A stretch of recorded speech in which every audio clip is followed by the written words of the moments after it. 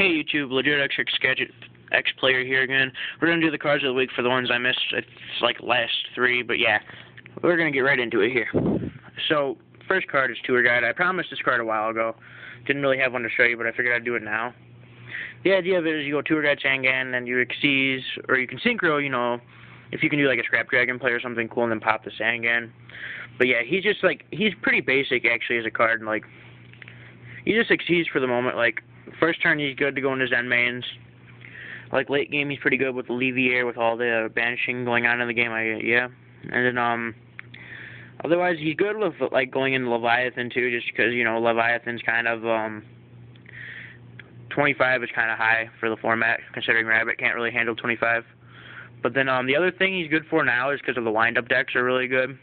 He makes that wind-up carrier Zenmaity, I believe he's called, the one that lets them special summon one and then start the thing where they pop all the cards in your hand. It's not necessarily a loop like they call it, but yeah, they pop off like a lot of the cards in your hand. He's part of what helps them go into it. And then the other thing you can do, like, he's pretty good in Inzektor's too, because like he's just Tour Guide. Like, he just has really good utility on a lot. Like, he's pretty much, you can play him and then like 2 Effect Veilers and 2 Thunder Kings, and you can play a BLS. So yeah, that's Tour Guide from the Underworld. Expensive card. We're going to talk about Spirit Reaper. Spirit Reaper, I believe, has come back to the staple status it used to have before it went to 1, then 2, then 3, over like the past, like, since it came out. It just is really good against Dino Rabbit. It's good against, like everything. It's like a game. It's a comeback card, really. Where, like, I think he just helps you come back from the games that are almost impossible, because you can draw out cards, and then there are not many main deck answers to him. So that's why I think he's really good. He has a lot of synergy with Tour Guide and whatnot. Once you can't pop cards off, he's essentially like they have to play around him really hard. Like, if you set him, like I said it before, if you set him and then warning first turn, that you're warning their monster if it's a good one, flip Spirit Reaper, attack for 300. It's either they're going to pop a card off just to get rid of him, like a Deep Prison or something good, or you're going to hit a card in their hand and it's going to be a +1, and then he's become a +1 monster. So, yeah, Reaper's, like, he's really good right now, I think. Like, he's just a card I'd man 2 of in almost any deck. Effect Veiler. Now, the reason I may have done this card already once, I don't remember, but I wanted to bring him up again, mainly because of the new Order of Chaos set. He hasn't been as popular because of, plants and stuff, and then Rabbit. He's not very good against Rabbit, but, like, he's still a great one-of. And especially now with,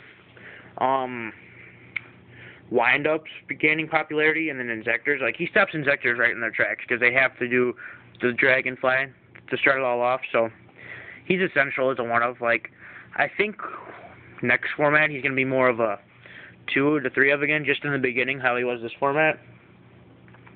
But, like, otherwise, the other thing good about him is, I think he's, like, close to a $20 rare, like a $25 ultra, and, like, $30 to $35 ulti-rare. The thing that's good is, like, March, I believe, 6 is a reprint of him in Super Rare and a Special Edition, so he has really good accessibility just to any player basis right now.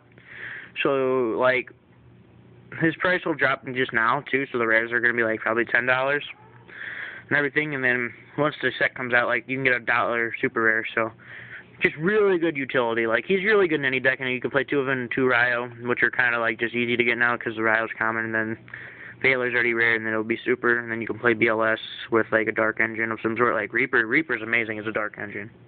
And then you have Gores, and then there's, like, 3 Darks, and then you have Synchros that are good dark, so yeah, just Effect Veiler's just better because of the new set, I think. It's good as a one-of. I don't think... It depends on how much of an impact the new set has, like, at YCS Atlanta. Because I wouldn't start out maining 2 or 3 of him just because Dino Rabbit's still out there and Plants are still out there, which I think are still the better 2 decks. For now, at least, until, like, we see how good these decks really are at a YCS level event. But, like, because Veiler doesn't do much against Plants or Rabbit necessarily, because, I mean, I guess it hits Tour Guide and it can hit the Evilzor XZ, like when they're trying to attack or something in the main phase to scare them for a turn. But that's not really that much. And then plants can hit tour guide and stuff, but it can hit cards that plants can just sink off. So start it with one of them, and then we'll see where the format goes. But yeah, that's peace out, YouTube. That's cards for like the last 3. I don't know what numbers they are. They'll be in the title. I'll bring up the next video, which will be posted tonight again, which is to talk about the Insectors and the windups and what hurts them.